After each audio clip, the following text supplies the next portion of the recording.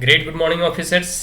मैं सुमित कुमार सिंह आप तमाम यूपीएससी एस्पेरेंट्स या अन्य कोई कम्पिटेटिव एग्जामिनेशन की तैयारी कर रहे विद्यार्थियों का इस मगध पुत्र ड्रीम आईएएस यूट्यूब चैनल में अभिनंदन करता हूँ। माय डियर फ्रेंड्स, जैसा सभी को मालूम है कि यूपीएससी सिविल सर्विसेज 2020 का जो है फाइनल जो रिजल्ट है, जो परिणाम है, वो घोषित कर दिए जा चुके हैं, डिक्लेयर कर दिए जा चुके हैं, जिसमें कि फर्स्ट टॉपर्स की स्ट्रैटेजी के बारे में, जो प्रथम टॉपर हुए हैं वो बिहार से, कटिहार जिले से बिलोंग करते हैं, उनकी क्या रणनीति रही, उन्होंने अपना प्रिपरेशन कैसे किया, शुभम जी ने AI अर्बन, उनके बारे में ऑलरेडी हम लोग एक वीडियो जो है बना चुके हैं। उनकी पूरी की पूरी बैकग्राउंड, एजुकेशनल क्वालिफिकेशन और कह सकते हैं कि उनकी एक स्ट्रैटेजी क्या थी, आखिर उन्होंने अपनी प्रिपरेशन कैसे किया, इन तमाम चीज़ों के बारे में, फिर उनका इंटरव्यू कैसा रहा और इंटरव्यू की तैयारी उसने किस प्रकार से, किस ढंग से किए, इन तमाम चीज़ों के बारे में ऑलरेडी हम लोग डिस्कस कर चुके हैं। ठीक है, आज हम लोग इस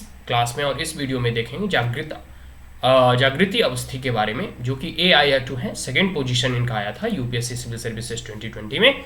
तो आज इनकी स्ट्रैटेजी, इनके प्लान, इनका कह सकते हैं ना कि वे ऑफ प्रिपरेशन, आखिर इन्होंने यूपीएससी की तैयारी किस ढंग से और किस रणनीति के तहत इन्होंने किया, इनका एजुकेशनल बैकग्राउंड क्या है और इनका कौन सा अटेम्प्ट है, क्या इनका ऑप्शनल सब्जेक्ट रहा, मीडियम कौन सा है, इन तमाम चीज़ों के बारे में हम लोग जानने का प्रयास करेंगे। अंत में देखेंगे इनका जो मैसेज है न्यू एस्पेरेंट्स के लिए कि आखिर न्यू एस्पेरेंट्स को ये किस प्रकार से मोटिवेट करना चाहते हैं, इन तमाम चीज़ों के बारे में हम लोग जानेंगे। जागृति अवस्थी जो है सेकेंड टॉपर हुई हैं और पूरे के पूरे इनकी जो वुमेन्स में, मतलब अगर जेंडर के बेसिस पे देखें तो ऑल इंडिया 1 माना जाएगा इनको। मतलब मेन में शुभम कुमार हैं, ठीक है, टॉप की हैं ऑल इंडिया लेवल पे और ओवरऑल जो है उनका टॉपर हैं वो। लेकिन अगर इनका वुमेन्स के बेसिस पे देखें तो ऑल इंडिया 1 ये भी हैं, मतलब महिलाओं के जितने भी वुमेन टॉप हुए हैं यूपीएससी में, जिनका सिलेक्शन हुआ है, उसमें इनका प्रथम स्थान रहा। लेकिन ओवरऑल जो रैंकिंग है उसमें इनका सेकेंड मतलब पोजीशन है। तो टॉपर एमंग दी वुमेन कैंडिडेट्स जो भी सिलेक्ट हुए हैं, ठीक है जी, 2020 सिविल सर्विसेज यूपीएससी का एग्जाम में। तो इनका सबसे पहले एक स्टेटमेंट हम ज्यों का त्यों इनका स्टेटमेंट जो है यहाँ रख रहे हैं कि आखिर इन्होंने यूपीएससी की तैयारी क्यों की। तो इनके बारे में कहा जाता है और इन्होंने खुद ऐसा कहा है कि it is a childhood dream, यह एक बचपन का, कैसे मैंने कि बहुत लोग बचपन में किसी डीएम से, एसपी से, या फिर कभी मुलाकात होती है या फिर कभी कोई कंपटीशन में पार्टिसिपेट करते हैं, तो उस वक्त उन्हें प्राइज डिस्ट्रीब्यूशन में एज ए चीफ गेस्ट उनके स्कूल्स, कॉलेज या यूनिवर्सिटी में आते हैं। तो उनके रुतबा, उनके कह सकते हैं कि समाज में गरिमा, पहचान, पर्क्स, प्रिविलेजेस, बॉडीगार्ड, गाड़ी, ये वो लंद, मतलब जितने भी कह सकते हैं यूपीएससी सिविल सेवा परीक्षा में पैसा तो देखेंगे तो ये सर्विस आपके लिए नहीं है, बट अदर जितने पर्क्स, प्रिविलेज और प्रेस्टीज है, समाज में जो गरिमा है इस पद की, वो अपने आप में एक कह सकते हैं ना कि जिसको शब्दों में बयान नहीं किया जा सकता। आज भी जो डीएम और कलेक्टर होते हैं, उनका जो रुतबा होता है पूरे के पूरे ऑल इंडिया लेवल पे, उनकी एक कह सकते हैं कि पहचान होती है। तो सब लोगों का एक ड्रीम होता है, ऐसी आकांक्षा होती है, ऐसी इच्छा होती है कि हम भी इस सर्विस में ज्वाइन करें और इस सर्विस के लायक हम भी बने या फिर इस सर्विस में हम भी जाना चाहते हैं। तो इनका एक चाइल्डहुड ड्रीम था, बचपन से ही इन्होंने सोच रखा था कि हमें यूपीएससी सिविल सेवा की तैयारी करनी है। और वो कहते हैं कि it is a childhood dream came true and I want to work for the development of the rural area. और यह ग्रामीण परिवेश से संबंधित है, भोपाल से बेसिकली है, मध्य प्रदेश से। तो ग्रामीण जीवन के उत्थान के लिए, अब ग्राम, जब भारत सभी कहते हैं कृषि प्रधान देश है या भारत गाँव में बसता है, तो रूरल बैकग्राउंड से बिलोंग होने के कारण या फिर कह सकते हैं कि रूरल जो पॉवर्टी है, रूरल की जो डेवलपमेंट है, उन तमाम चीज़ों के लिए कार्य करने के लिए और ग्रामीण क्षेत्र के विकास के लिए जो है इनका उद्देश्य है कि हम कार्य करें। इसलिए इस उद्देश्य के साथ, इस मोटिव के साथ जो है, इस ऑब्जेक्टिव के साथ जो है यह यूपीएससी सिविल सेवा की तैयारी करना प्रारंभ किया और आज जाकर एक सक्सेसफुल कह सकते हैं कि एक सिविल एस्पेरेंट्स जो है बनकर उभरे। तो इनके अगर थोड़ी बहुत बैकग्राउंड के बारे में बात कर लेता हूँ, इसमें अधिक समय नहीं लूँगा। तो बॉर्न इन भोपाल, मध्य प्रदेश, ठीक है, यूपी से नीचे कह सकते हैं, महाराष्ट्र वगैरह से लगा हुआ।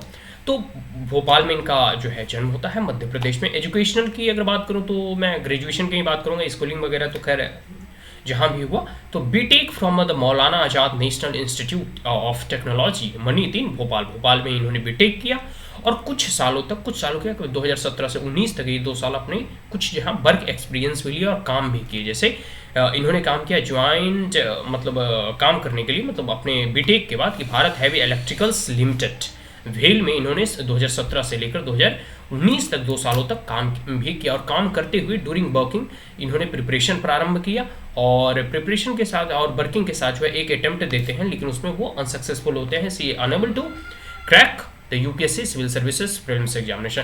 तो इनका इस बार का जो अटेम्प्ट है, मतलब 2020 का जो अटेम्प्ट था वो सेकेंड अटेम्प्ट था। फर्स्ट अटेम्प्ट में not selected for civil services in the first attempt, मतलब पहला अटेम्प्ट ये क्वालिफाई नहीं कर पाते हैं, ठीक है, क्योंकि जॉब भी कर रहे होते हैं, काम भी होता है, वर्कलोड होता है और साथ साथ प्रिपरेशन भी होती है, तो ठीक ढंग से प्रिपरेशन नहीं हो पाया। और ऐसे भी यूपीएससी का एक ट्रेंड है कि बहुत सारे विद्यार्थी इसमें सेकेंड और थर्ड अटेम्प्ट में क्रैक करते हैं या फिर इसमें क्वालिफाई करते हैं और टॉप करते हैं। तो leave the job at the well, फिर ये जॉब से रिजाइन दे देते हैं, ठीक है। एंड पूरी की पूरी तरह से focus on preparation for the CSC, और पूरी की पूरी तरह से कैसे ध्यान लगाकर अब सिर्फ और सिर्फ यूपीएससी सिविल सेवा परीक्षा की तैयारी में ये जुट जाते हैं। तो ये इनका सेकेंड अटेम्प्ट था। नाउ ऑप्शनल की बात करूं तो ऑप्शनल इनकी सोशियोलॉजी थी, मीडियम इंग्लिश था, ठीक है। कोचिंग वगैरह की बात करूं तो कुछ दिनों के लिए दिल्ली आए, लेकिन लॉकडाउन जानते हैं 2 बार लॉकडाउन लगा, तो ये वापस अपने गांव चली गई, मतलब फिर भोपाल चली गई। और कोचिंग के मतलब ऑनलाइन ऑफलाइन या अनकन्वेंशनल जितने भी सोर्सेस हैं उसका इन्होंने फुली यूटिलाइजेशन किया, जैसे अन अकेडमीज के वीडियो वगैरह हो गए, मुनराल वगैरह की इकोनॉमिक्स से संबंधित हो गया, फिर जितनी भी अनकन्वेंशनल मतलब अपरंपरागत, मतलब परंपरागत एक स्टडी मटेरियल क्या होता है, जैसे बुक्स हो गए, रिसोर्सेज हो गए, मतलब जो भी स्टैटिक पोर्शन के हो गए, और अनकन्वेंशनल मतलब ऐसे ऑनलाइन सोर्सेज, ठीक है। अब ऑनलाइन सोर्सेज अवेलेबल है, रिच प्लेंटी वे में, मतलब बहुत मात्रा में, प्रचुर मात्रा में अवेलेबल है, ठीक है। पहले इतना अवेलेबल नहीं होता था, पहले लोग सिर्फ न्यूज़पेपर वगैरह से, मैगजीन वगैरह से तैयारी किया करते थे, लेकिन अब बहुत सारे वीडियोज़ अवेलेबल हैं, ऑनलाइन पीडीएफ्स अवेलेबल होते हैं। तो इन तमाम चीज़ों का जो है ऑनलाइन मटेरियल और रिसोर्सेज का इन्होंने फुली यूटिलाइजेशन किया। आगे प्रिपरेशन स्ट्रैटेजी की बात करूं तो स्टैंडर्ड बुक लोग तो सब भाई प्रेफर करते हैं, इसमें कोई दो राय नहीं है। तो स्टैंडर्ड बुक्स के साथ इन्होंने सबसे इंपॉर्टेंट पॉइंट जो बोला हुआ है multiple revision and multiple revision, ठीक है। इसमें कोई भी कंप्रोमाइज नहीं। इन्होंने इनकी अगर आप कह सकते हैं ना इंटरव्यू को अगर आप देखेंगे तो उनमें क्लियर बोले हैं कि जितनी बार आप मल्टीपल रिवीजन करेंगे कॉन्सेप्ट की क्लियरेंस बढ़ेगी और उसका रिटेंशन अपने मन मस्तिष्क में बहुत लंबे समय तक रहेगा। तो मल्टीपल रिवीजन पे इन्होंने विशेष ध्यान दिया। और आगे है मॉक टेस्ट। जैसे देखिए आपने पढ़ बहुत लिया, लिख बहुत लिया, आपके पास डाटा चार्ट ग्राफ्स का एक एक्यूमुलेट कर लिया अपने मन मस्तिष्क में, एकदम संगार लिए, रूम को लाइब्रेरी बना लिए। But at the end of the day आप जो है एग्जामिनेशन हॉल में आपको उत्तर लिख के दिखाने होंगे, चाहे प्रीलिम्स में उसमें सही उत्तर जो है अगर आप टिक लगाएंगे या OMR सीट में भरेंगे तभी आपको मार्क्स अलॉट किया जाएगा। तो यह कैसे होगा? ये होगा मॉक टेस्ट के अभ्यास के जरिए। तो इन्होंने मॉक टेस्ट लिया both for the prelims as well as the mains और as well as the interview. तो मॉक टेस्ट का बहुत बड़ा सिग्निफिकेंस है यूपीएससी सिविल सेवा परीक्षा की तैयारी में। आगे प्रिपरेशन स्ट्रैटेजी की बात करूं तो कोविड टाइम से सभी को मालूम है कि कोचिंग सेंटर वगैरह बंद हो गए थे, तो घर में ही सेल्फ स्टडी के माध्यम से सब लोगों ने अब जी जान लगाकर तैयारी करना प्रारंभ किया। तो maintaining motivation at home was really crucial. देखिए यूपीएससी एक मैराथन, एक 1.5 साल तक लंबी जर्नी होती है। इसमें अस्वाभाविक सी बात है कि जब आप तैयारी करेंगे तो इस पर बहुत बार आपको खींच आएगा, बहुत बार आपको बोरियत महसूस होगी, बहुत बार फ्रस्ट्रेटेड महसूस करेंगे, बहुत बार ऐसा लगेगा कि पता नहीं इसमें क्वालिफाई कर पाएंगे या नहीं कर पाएंगे। इस दुविधा में रहती है हमारी तैयारी और हमारी जर्नी, हमारी यूपीएससी की प्रिपरेशन। तो उस वक्त अपने आप को मोटिवेट रहना और स्टे मोटिवेटेड रहना ये बहुत ही क्रूशियल फैक्टर है यूपीएससी की प्रिपरेशन में, ठीक है। और उसके बाद वो कहते हैं कि स्टडी 8 से 10 घंटा वो डेली रेगुलर बेसिस में पढ़ा करती थी, लेकिन जैसे जैसे एग्जाम नज़दीक आते गया 10 से 12 घंटा कर दिया, और नज़दीक एग्जाम आया मतलब 2 महीना पहले तो 12 से 14 घंटा वो पढ़ाई करता हो ही जाता है। 14-15 घंटा कोई बड़ी चीज़ नहीं। आप मतलब कुछ रिवीजन करोगे, एक मॉक टेस्ट में आपको 4-4, 5-5 घंटे निकल जाते हैं अगर आप सिर्फ मॉक टेस्ट घर में बैठ के देते हैं। फिर उसके आंसर्स को मिलाते हैं, जो आंसर गलत हो जाते हैं क्यों गलत हुआ, उसके राइट ऑप्शंस को देखते हैं, उसको रीड करते हैं। तो स्वाभाविक सी बात है 12 से 14 घंटा कोई बड़ी चीज़ नहीं है at the end of the कह सकते हैं कि जब एग्जामिनेशन के नज़दीक एकदम 1-2 महीना बाकी होते हैं तो ये स्वाभाविक से जैसे सामान्य विद्यार्थी जो भी विद्यार्थी क्रैक करते हैं तो 12 से 14 घंटा कोई बड़ी चीज़ नहीं है एग्जामिनेशन के। अगर आप नज़दीक पहुंचते हैं तो आपको इतना देना ही होगा, आपको इतना डिवोट करना ही होगा, ठीक है। अब इंटरव्यू की अगर बात करूं तो साक्षात्कार एक इंपॉर्टेंट स्टेज होता है। सभी यूपीएससी एस्पिरेंट्स को जब इंटरव्यू फेस करते हैं तो वो एक ऐसे कह सकते हैं ना कि एक ऐसे पॉइंट पे होते हैं जब वो सफलता और असफलता के एकदम अंतिम छोर पे होते हैं कि अगर इससे अब आ गए, इसमें अगर इंटरव्यू में अच्छे मार्क्स आ गए तो हम फाइनल मेरिट लिस्ट में आ जाएंगे, हम कट ऑफ से अब चले जाएंगे।